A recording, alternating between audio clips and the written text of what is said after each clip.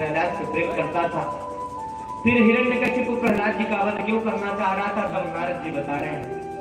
राजन, भगवान ने 12 अवतार लेकर के हिरण्याक्ष का वध कर दिया, तो हिरण्याक्ष के शरीर से इसकी माता द्वितीय पत्नी वृषाभानु और पुत्र आदि विलाप कर रहे थे। उसके शरीर को लेकर के हिरण्यकशिपु ने सबको समझाया। हिरण्यकशिपु ने कहा, मां, हे पुत्र, ऐसे वीरों की मृत्यु पर शोक नहीं करते।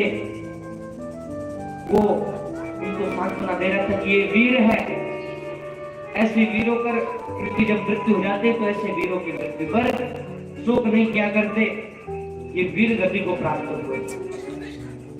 हिरण्यकशिपु कह रहा है कि हिरण्याक्ष वीर गति को प्राप्त हुए हैं, जो संसार में आया उसे जाना तो पड़ेगा ही। देखो, संसार में जीव का जो मिलन है, संतों ने उसको एक प्याऊ के हिसाब से बताया है। प्याऊ क्या? जो कई सड़क पर बाजार में देखे होंगे कि लोग प्याऊ लगवाते हैं मशीन पानी पीने वाली, तो बोले कि प्याऊ के मिलन की तरह है। एक लोग इधर से जा रहे हैं मिर्जापुर की तरफ से, एक लोग इधर से प्रयागराज की तरफ से आ रहे हैं। ये बीच में बाजार में गए, यहीं पर प्याऊ लगा हुआ है, तो उधर वाले भी आए, इधर वाले भी आए। तो जब तक जल पी रहे तब तक कुछ बातचीत हो गई, कहाँ से हो, कहाँ जा रहे हो, तब तक का मिलन है। उसके बाद फिर मिर्जापुर वाले मिर्जापुर लौटाए, प्रयागराज वाले प्रयागराज की ओर चले गए। तो मिलन उतनी ही देर का बता रहे कि जितना प्याऊ का मिलन होता है, ये संसार का मिलन वैसे ही है। देखो, मैं तुम्हें बोल रहा कि एक दृष्टांत सुनाता हूँ। एक बार उसीनर देश के राजा सुयज्ञ वीर गति को प्राप्त हो गया। उसकी पत्नी बहुत विलाप करने लग गई, बोली, हाय राम, अब क्या होगा, अब तो ये मर गए, अब हमारा क्या होगा। इस प्रकार से विलाप करने लग गए। उस समय यमराज एक छोटे से बालक का रूप धारण करके आए। वो समझाने लग गए, तुम लोगों से ठीक तो मैं ही हूँ, तुम लोग बड़े बड़े होकर भी रो रहे हो, मैं छोटा सा बालक, मैं नहीं रो रहा हूँ। सिर चितों के बीच में रहता हूँ, फिर भी प्रसन्न रहता हूँ। देखो, आपकी कोई वस्तु मार्ग में गिर जाए तो यदि आपका भाग्य होगा तो आपको मिल ही जाएगी। कई बार ऐसा होता है कि भीड़ में भी लोगों के कुछ सामान गिर जाता है, कोई वस्तु जैसे कि सोना इत्यादि हो गया। यदि भाग्य में रहता है तो हजारों लोग उसी स्थान पर उस चीज को दबा करके कतर के इधर उधर चले जाएंगे, लेकिन उठाएंगे नहीं। आप जाओगे, 1-2 दिन बाद भी आपको मिल जाएगा यदि आपके भाग्य में रहेगा। लेकिन यदि आपके भाग्य में नहीं है तो आप उसको कितने भी तिजोरी के अंदर भर के रखो, तिजोरी से भी गायब हो जाता है। तो भाग्य की बात है। यदि भाग्य में है कोई वस्तु तो वो मिलेगी मिलेगी, और यदि भाग्य में नहीं है तो नहीं मिलेगी। इसी प्रकार से हिरण्यकशिपु ने सबको उपदेश किया, किंतु दुखी नहीं, खुद जो है समझ नहीं पाया, स्वयं बैठा लिया। खुद तो सबको उपदेश दे रहा था बढ़िया बढ़िया, लेकिन स्वयं नहीं समझ पाया और भगवान से लड़ाई करने का उसने उद्देश्य मन में ठान लिया। मदरांचल पर्वत पर तपस्या करने के लिए चला गया। जैसे तप करने बैठा उसी समय बृहस्पति जी तोता का रूप बना करके वहां आए और नारायण नारायण का उच्चारण किए। अब नारायण नाम सुनते हिरण्यकशिपु ने सोचा कि आज का मुहूर्त खराब हो गया है, अब आज नहीं जाऊंगा, कल जाऊंगा तपस्या करने। इसने मेरे शत्रु का नाम ले लिया, शत्रु का नाम सुनकर के तपस्या नहीं करूंगा, कल प्रारंभ करेंगे। लौटकर घर आया, तब कयाधु ने पूछा क्या कारण है, आप वापस घर क्यों आ गए। हिरण्यकशिपु ने कहा क्या बताऊं देवी, आज तो मूड ही खराब हो गया, जैसे तप करने के लिए बैठा वैसे ही शत्रु का नाम ले लिया किसी ने, इसलिए लौटकर घर आ गया। अब कयाधु ने किसी न किसी बहाने पूछ लेती कि उस तोते ने क्या नाम लिया था, तो हिरण्यकशिपु ने बताया कि नारायण नाम लिया था। ये भी उसी की तरफ फंस गया कि किसका नाम लिया था, तो इसने कह दिया नारायण नाम लिया था। तो हिरण्यकशिपु ने अब नारायण नारायण नाम लेते हुए रात्रि का गर्भाधान। यही कारण है कि प्रहलाद जी जन्म से के संस्कार में आए, क्योंकि पुराने लोग ऐसा कहते थे कि जब कोई स्त्री गर्भवती हो जाती थी उसको बाहर नहीं जाने देते थे लोगों के बीच में, कि जैसे आचरण में रहेगी वैसा ही पुत्र होगा, जैसी छाया पड़ेगी, इसीलिए अंदर रखते थे। तो जब हिरण्यकशिपु ने नारायण का नाम लिया तो प्रहलाद जी का जब गर्भाधान हुआ, वो गर्भ से बाहर आए, तब से ही जन्म से इसीलिए वो उनमें भक्ति का संस्कार था। अब पुनः अगले दिन प्रातः काल मध्यरात्रि पर हिरण्यकशिपु तप करने गया, घोर तप करने लग गया। अब इसके तप का इतना तेज था कि उसके प्रभाव से निशाएं जलने लग गई, देवताओं का तेज फीका पड़ने लगा। अब देवता बेचारे ब्रह्मा जी की शरण में गए, कीजिए प्रभु क्या हो रहा है, कि किसका तेज है, ऐसे तो हम लोग जल जाएंगे, तो इसलिए आप इसे जल्दी वरदान दीजिए। 100 वर्षों तक इसने दिव्य तप किया। अब इससे प्रसन्न होकर के ब्रह्मा जी वरदान देने गए, हे कश्यप नंदन उठो, तुम्हारा तप पूर्ण हो चुका है, अब तुम्हें जो भी मन में इच्छित कामना है उसे मांग लो। तब करते करते इसके शरीर में केवल हड्डियां बची थी, सब दीमक खा गए थे। तब ब्रह्मा जी अपनी दृष्टि से इसको दुष्ट पुष्ट स्वस्थ कर दिए बिल्कुल। अब ये स्वस्थ हो गया। इसने कहा कि मुझे अमरता का वरदान चाहिए। ब्रह्मा जी बोले ये क्या मांग लिए, अमर तो मैं स्वयं नहीं हूं, जब मैं खुद अमर नहीं तो तुम्हें अमर कहां से कर दूंगा, कुछ और मांग लो। तो इस समय दिमाग लगाया कि ऐसा वरदान मांग लेता हूं कि अमर की तरह ही हो जाए, ऐसा हो ही ना सके। अपने बुद्धि से इसने ऐसा ही मांगा कि जो असंभव हो। इसने कहा कि न तो मैं अंदर मरूं, ना बाहर मरूं, ना दिन में मरूं, ना रात में मरूं, ना भूमि पर मरूं, ना आकाश में मरूं, ना अस्त्र से मरूं, ना शस्त्र से मरूं, न पशु से मरूं, ना मनुष्य से मरूं, सृष्टि में किसी के हाथों से ना मरूं, 12 भूमंडलों में मैं किसी से ना मरूं। इसने चुन चुन कर ऐसे वरदान मांगा, इसको लगा कि ये चीजें होती ही नहीं है, अगर ऐसा ऐसा इनके हाथों से नहीं मरूंगा तो मारेगा कौन, फिर तो मैं अमर नहीं हूं। ऐसा इसने मन में विचार किया। इसके जो वरदान थे उसको सुने तो ब्रह्मा जी भी एक बार चकरा गए, अरे इसने ये क्या मांग लिया। फिर भी ब्रह्मा जी बोले कि अभी तू ले ले बेटा, क्योंकि उसका जो तेज था बहुत ज्यादा हो गया था। तो ब्रह्मा जी दे दिए, बोले ठीक है, वरदान दिए।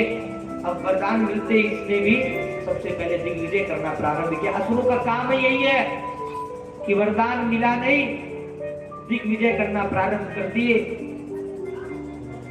हिरण्याक्ष ने भी यही किया था। वरदान मिलते ही जब जन्म हुआ तो तुरंत सबसे पहले यही काम किया। अब इसने भी सोचा दिग्विजय प्रारंभ कर दिया, देवताओं को मार मार करके उसको पदों को छीन लिया, हर जगह इसका शासन हो गया।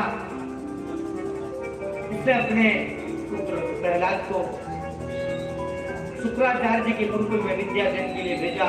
उस समय शुक्राचार्य जी नहीं थे, उनके पुत्र चंड और अमर थे, यही गुरुकुल का संचालन करते थे। एक बार प्रहलाद जी पढ़ करके अपने भवन में आए तो हिरण्यकशिपु ने कहा कि बताओ क्या पढ़ के आए हो बेटा। बुलाए, उनका माथा झुमा और उनको बैठाया। बोले इतने दिनों में सबसे उत्तम विद्या कौन सी सीखी है। तब प्रहलाद जी ने कहा, बोले कि मैं देख रहा हूं कि मनुष्य असत इंद्रियों में अपनी बुद्धि लगाए बैठा है, उनके दुराग्रह में फंसकर अपना पतन खुद ही कर लेता है, घोर अंधे कुएं में गिरता है, इसलिए इसमें समझदारी की बात यही है कि मनुष्य को वन में जाकर के भगवान का भजन करना चाहिए। विद्या तो मैं यही मानता हूँ। अब जब प्रहलाद जी ने ऐसी बात बोली, हिरण्यकश्यप को बिल्कुल क्रोधित हो गया। उसने कहा कि ये तुमको किसने सिखाया? उनको लगा कि गुरुकुल वाले सिखाए होंगे। तो अब जो गुरुकुल के आचार्य थे उनको लाइन पर ले लिया, खूब डांटा कि तुम क्या पढ़ाते हो? हर जगह पूरे राज्य में मेरा गुणगान होना चाहिए, मेरे बारे में पढ़ाओ। कि तुमने क्या पढ़ाया? तो बोले कि हम लोग तो इसे आसुरी विद्या सिखाते हैं, लेकिन पता नहीं इतनी निगरानी के बाद भी कहां से ये फिर से गुरुकुल गए। उसकी बीती अब गुरुकुल में जाकर के फिर से विद्या अर्जन की, फिर से आए तो फिर से हिरण्यकश्यप ने कहा कि बेटा आओ। फिर से उसको लाड किए, बोले कि बताओ इस बार क्या सीखे हो? तो बोले पिताजी पिछली बार तो मैंने एक ही विद्या सीखी थी, अब की बार मैं 9 विद्याएं सीख करके आया हूँ। श्रवणं कीर्तनं विष्णु स्मरणं पादसेवनम् अर्चनं वन्दनं दास्यं सख्यमात्मनिवेदनम्। सबसे पहले भगवान की ईमानदारी से कथा सुने, फिर भगवान के नाम कथा का कीर्तन करें, इसके बाद भगवान के स्वरूप स्वभाव का स्मरण करें, फिर भगवान के चरणों की सेवा करें, अर्चना करें, वंदना करें, फिर भगवान के दास सख्य आदि भाव से संबंध बना लीजिए। चाहे सखा भाव हो, दास्य का भाव हो, पिता का हो, पुत्र का हो, किसी भी भाव में संबंध बना लीजिए। फिर भगवान को आत्मसमर्पण कर दीजिए अपने आप को।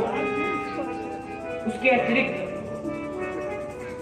कुछ भी ना रह जाए, तो इसे ही नवदा भक्ति कहते हैं। नवदा भक्ति का उपदेश भगवान श्री राम ने माता सबरी को किया है। प्रथम भगवते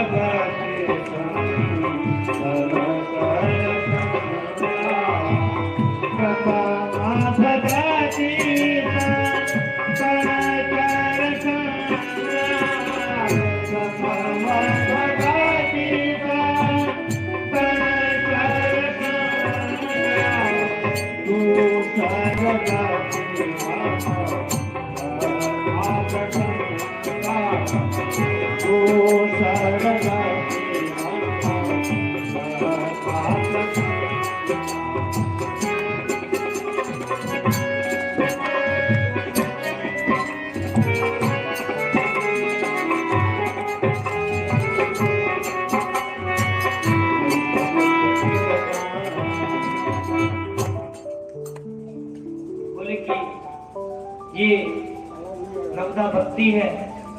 इसको श्री राम जी ने सबरी माँ को बताया था, प्रहलाद जी वही बता रहे हैं। ऐसी नवदा भक्ति का उपदेश की तो हिरण्यकश्यप बिल्कुल भयंकर क्रोध में बोला कि इसको यहाँ से लेकर के जाओ, अभी मैं इसको मार दूंगा। संडाभर को फिर से बुलवाए, संडाभर गए। वो बोले जब मैंने मना किया है कि मेरे बारे में पढ़ाना चाहिए, आसुरी विद्या सिखाओ, तो इसे ये सब कौन सिखाता है? कौन है तुम्हारे गुरुकुल में ऐसा? मुझे बताओ तुम लोग। अब संडाभर बोले कि ऐसी विद्या तो हमने इसे नहीं सिखाई है। विद्यालय में इतनी चौकसी करने के बाद भी ऐसा कैसे हो रहा? पढ़ाई कराओ तो विद्यालय में कुछ करता ही नहीं है। अब हिरण्यकश्यप ने प्रहलाद जी से बोला, बता तुझे ऐसी विद्या किसने सिखाई? तब प्रहलाद बोले, पिताजी जो लोग इंद्रियों के वशीभूत हैं, देह को सब कुछ मान बैठे हैं, जो चबाए हुए को चबा रहे हैं, उगले हुए को निगल रहे हैं, उनकी बुद्धि भगवान में ना तो लगती और लगाने से भी नहीं लगती, और जो ऐसा नहीं करते उनकी स्वतः लग जाती है। लोगों को हमने नहीं भोगा है, अभी तो भोग हमें भोगते हैं। हम तप नहीं किए हैं, स्वयं तप हमने किए हैं। समय कहीं नहीं गया, हम स्वयं चले गए। हमारी तृष्णा कभी जीर्ण नहीं हुई, हम स्वयं जीर्ण हो गए। जो जिन लोगों की ऐसी परिस्थिति है, उन लोगों का मन भगवान में तो लगाने से लगता है और न स्वयं लगता है। जब इतना बोले तो हिरण्यकशिपु बहुत क्रोध में आ गया, खूब क्रोधित हो गया। बोले कि लगता है इसे कुछ रोग हो गया है, चिकित्सा करवाना इसकी। अब फिर से गए। अब इतना ज्यादा क्रोधित हो गया हिरण्यकशिपु, उसने हाथी को मदिरा पिलवाया और मदमस्त करके उस हाथी से प्रहलाद जी को कुचलना चाहा। वो गजवत वाला होकर प्रहलाद जी की ओर चला। प्रहलाद जी को प्रणाम करके संध्याभर्ग के पास जाकर उन्हीं को पैरों से कुचल दिया। अब गुरुकुल के ही हाथी ने मार दिया तो प्रहलाद जी बड़े दुखी हुए कि मेरे कारण गुरुपुत्र मारे गए। तब प्रहलाद जी भगवान से प्रार्थना करके गुरुपुत्रों को जीवित करवा दिए। और जब यहाँ प्रहलाद जी बच गए तो उनको पर्वत से गिरा करके मारना चाहा, किंतु वहां भी उनका बाल बाका नहीं हुआ। भगवान प्रहलाद जी को अपनी गोद में ले लिए। फिर प्रहलाद जी को समुद्र में डुबाना चाहा, किंतु वहां पे भी प्रहलाद जी का कुछ नहीं बिगड़ा। अब हिरण्यकशिपु चिंतित हो गया कि ये मर क्यों नहीं रहा है, ऐसा क्या है जो ये मर नहीं रहा है। अब खूब प्रयास किया मारने के लिए। दोपहर का समय था, वैकुंठ में ठाकुर जी की लक्ष्मी जी को राजभोग परोस रही थी। अब राजभोग के किसी भी व्यंजनों को देखकर ठाकुर जी के नेत्रों में अश्रुधारा आ गई। देवी ने कहा कि क्या हुआ। प्रभु बोले कि देवी मैं आज भोजन नहीं पाऊंगा। बोले क्यों। बोले मेरा भक्त वहां पर काल कोठरी में बंद है और मैं यहाँ व्यंजनों को पाऊंगा, मैं नहीं खा सकता। अब लक्ष्मी जी क्या उसकी 56 भोग बनाई और बोली कि आप भोजन पाइए, मैं आपके भक्त को भी पवा करके आती हूँ। लक्ष्मी जी स्वयं कंचन की थाल में व्यंजन सजा करके प्रहलाद जी को पवाने आई। लक्ष्मी जी प्रहलाद जी को नित्य प्रसाद पवा करके चली जाती। दिन प्रतिदिन प्रहलाद जी का तेज बढ़ने लग गया। अब 3-4 महीने हो गए। हिरण्यकश्यप ने कहा कि निकाल करके देखो मर गया कि अभी भी जीवित है। अब जब निकाले तो प्रहलाद जी भजन कीर्तन कर रहे हैं। अब हिरण्यकश्यप ने देखा तो कहा हे विधाता इसका क्या करूं, कैसे मरेगा। अब सभा में बैठ कर के विचार करने लगा। वहीं पर इसकी बहन सिंहिका बैठी थी। उसने कहा कि एक काम करते हैं, मुझे वरदान है कि मैं अग्नि में जलूंगी नहीं। आप एक काम करना, मैं प्रहलाद को लेकर के बैठ जाऊंगी सीता पर, आप लोग आग लगा देना। फिर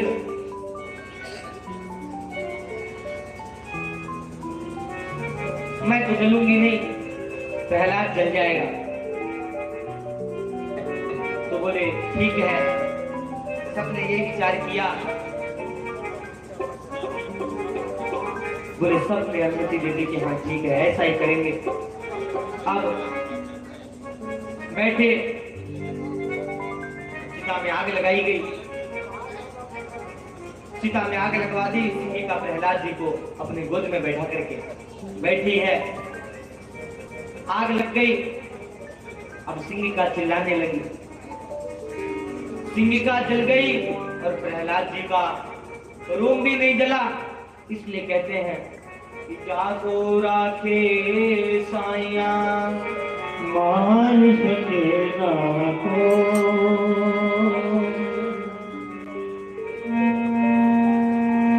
जागो राखे साइया मान सके ना को, बाल न बांका हो सके चाहे जग बैरी मान मारने वाला है भगवान, बचाने वाला है भगवान, मारने वाला है भगवान, बचाने वाला है भगवान।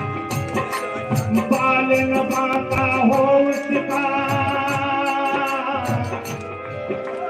बाल न बांका हो उसका, जिसका रक्षक निशान वाला है भगवान,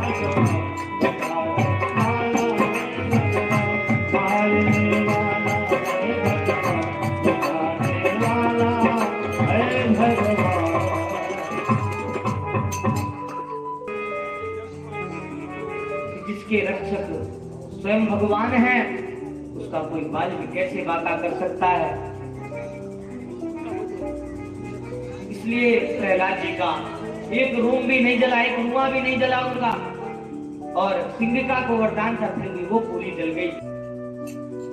अब प्रश्न ये उठा कि जब सिंगिका को वरदान प्राप्त था तो फिर वो कैसे जल गई? तो समाधान है कि सिंगिका आग से नहीं जली, सिंगिका कैसे जल गई? भगवान के भक्त का जो अपराध करता है भगवान की क्रोध रूपी अग्नि से जल जाता है, तो सिंगिका भगवान के क्रोध रूपी अग्नि से जली है।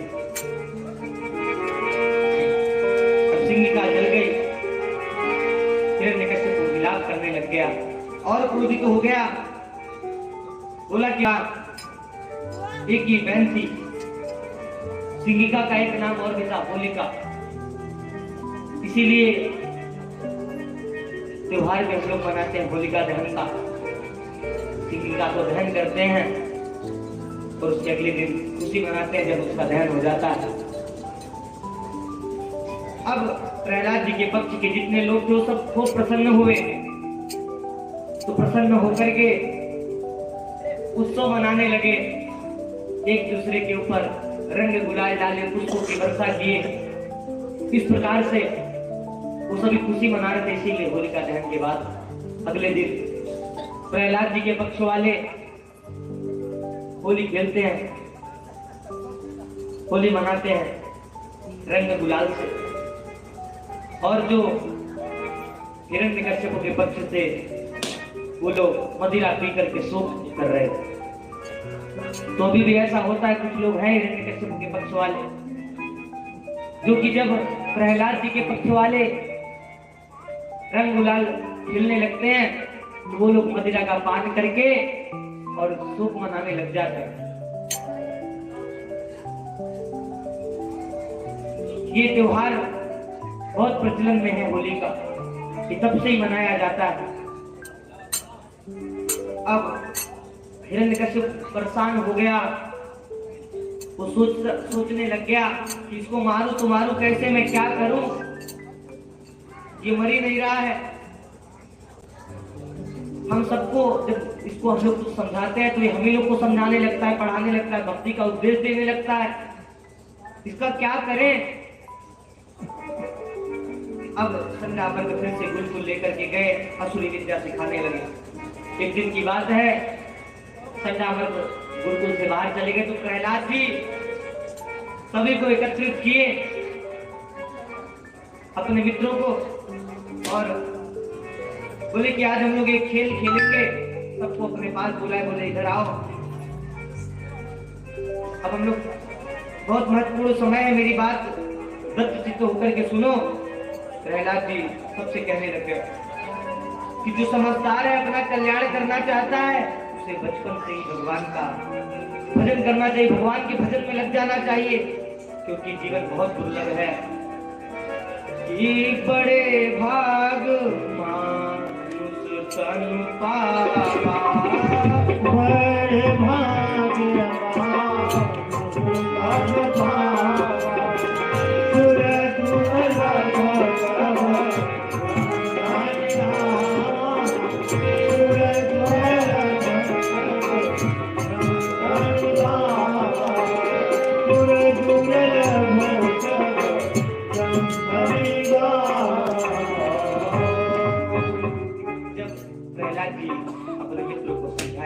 मित्रों को बहुत अच्छा लगा।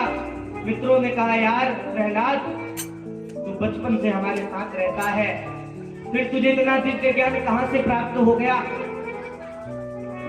ये बात हमारे गले से उतर नहीं रही। प्रहलाद जी बोले कि देखो मित्रों, जिस समय मेरे पिताजी मदरांचल पर गए थे, उस समय मैं अपनी माँ के गर्भ में था, तो मेरी माँ को इंद्र पकड़ कर लेके गया था। तो मार्ग में नारद जी मिले, तो नारद जी बोले इंद्र इसे कहाँ लिए जा रहे हो? इंद्र ने नारद जी से कहा, ये मेरे शत्रु की पत्नी है, इसके गर्भ में मेरे शत्रु का बालक है। अभी तो इसका पिता हमें परेशान कर रहा है, बाद में जब इसका बालक होगा तो ये और परेशान करेगा, तब तक तो हम लोग भी बूढ़े हो जाएंगे, तब ये और ज्यादा परेशान करेगा।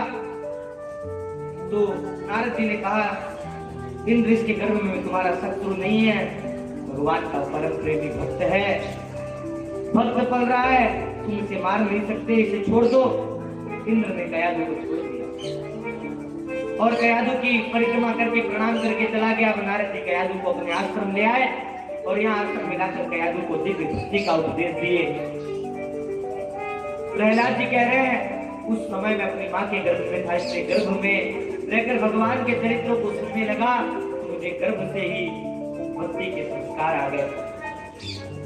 प्रहलाद जी को गर्भ में ही, अब प्रहलाद जी बालकों पर बड़ा प्रभाव पड़ा, सभी बालक चित्त शुद्ध होता गया सबका। बालक किसी भी बात को जल्दी ग्रहण नहीं करता है, लेकिन जिस चीज को ग्रहण कर लेता है एक बार, वो चीज उनके दिमाग से निकलने नहीं पाती। किसी भी आदत को यदि छोटे बालक पकड़ ले एक बार, तो फिर वो उनकी आदत बन जाती है, वो चीज उनके चित्त से बाहर नहीं आती। अब सभी दैत्य बालक प्रहलाद जी के साथ मिलकर के नाम संकीर्तन कर रहे हैं। आइए हम लोग भी नाम संकीर्तन करते हैं। और श्रीमन नारायण नारायण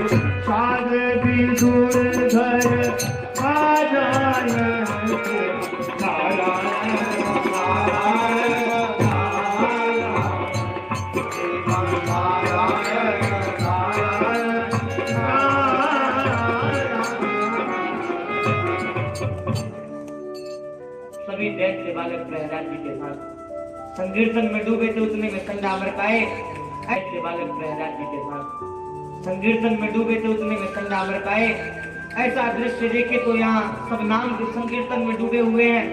उनका दिमाग चकरा गया और बोले भगवान अब क्या करें? बोलते हैं कि एक मछली पूरे तालाब को गंदा कर देती है, इसने भी वही किया। अभी तक तो ये अकेला भक्त था, सभी दैत्य बालकों को भक्त बना लिया, अब हम क्या करें? घबरा करके हिरण्यकश्यप के पास गया। हिरण्यकश्यप प्रहलाद जी से बोला, अरे मंद बुद्धि, तू कुल का कलंक है, अभी रुक, मैं तुझे राज के पास भेजता हूँ। प्रहलाद जी बोले, पिताजी भगवान केवल मेरे ही बल नहीं है, उन्हीं से सभी को बल प्राप्त है। आप भी आज इतना गरज रहे हैं ना, तो आपने भी तपस्या की है, तुम्हीं से बल आपको मिला है। सभी को बल मिलता है, उन्हीं से मिलता है, सबके अंदर उन्हीं की शक्ति है। अब प्रहलाद जी ने कहा कि मेरे प्रभु सर्वत्र हैं। हिरण्यकश्यप को बोला कि यदि मेरे अतिरिक्त तेरा कोई दूसरा भगवान है तो बता, क्या तेरा भगवान इस खंभे में भी है? प्रहलाद जी ने कहा, हाँ मेरे प्रभु हर जगह हैं, आप जहां देखो वही है, मेरे अंदर, आपके अंदर, इस खंभे में, धरती में, आकाश में, पाताल में, देवी पर जहां देखो आप हर जगह मेरे प्रभु हैं। अब हिरण्यकश्यप को गुस्सा आ गया उसको। हिरण्यकश्यप ने खड्ग उठाया और खंबे में जोर से फेंका। अब भक्त की बात को सिद्ध करने के लिए भगवान भी खंबे में आ गए। खंबा फटा। अब भगवान अद्भुत रूप धारण किए हुए हैं और उसी अद्भुत रूप में भगवान प्रकट हुए। भगवान का ना तो नर का रूप है और ना तो पशु का रूप है, भगवान का नरसिंह रूप है। अब नरसिंह भगवान प्रकट हुए। बोलिए नरसिंह भगवान। नरसिंह भगवान खंबे को फाड़ करके बाहर आए।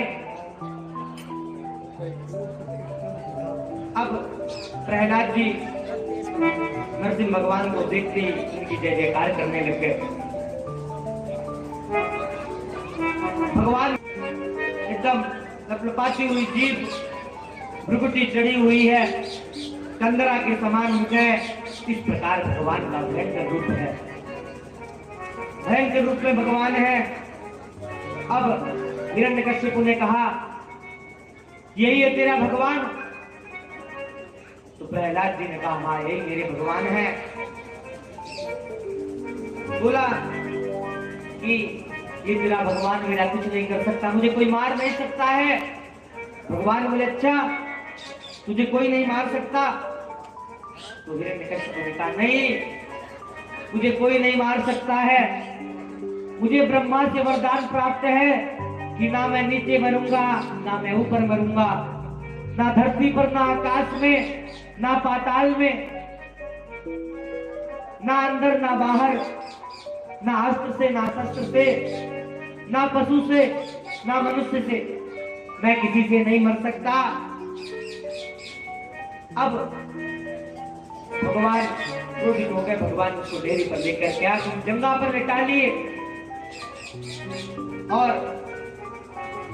भगवान बोले प्रहलाद जी से किसने कहा था ना कि ना ये ऊपर मर सकता है ना नीचे मर सकता है, ना धरती पर ना आकाश में ना पाताल में, ना अंदर ना बाहर, ना पशु से ना मनुष्य से। देख तू अभी ना अंदर है ना बाहर है, तू डेरी पर है, ना तू नीचे है धरती पर ना तू आकाश में है। देख तू मेरे जांघों पे लटका हुआ है। देख ना मैं पशु हूं और ना मैं मनुष्य हूं, मैं नरसिंह अवतार में आया हूं। बोले कि ना तो मैं तुझे अस्त्र से मारूंगा ना शस्त्र से मारूंगा, ये देख मेरे नाखून। अब हिरण्यकश्यप भयभीत हो गया, डर गया। अब उसने भगवान से कहा कि तू तब भी मुझे नहीं मार पाएगा, मुझे वरदान है। इतने में भगवान पकड़े और फाड़ दिए भी। बोलिए दुष्ट निकंदन भगवान।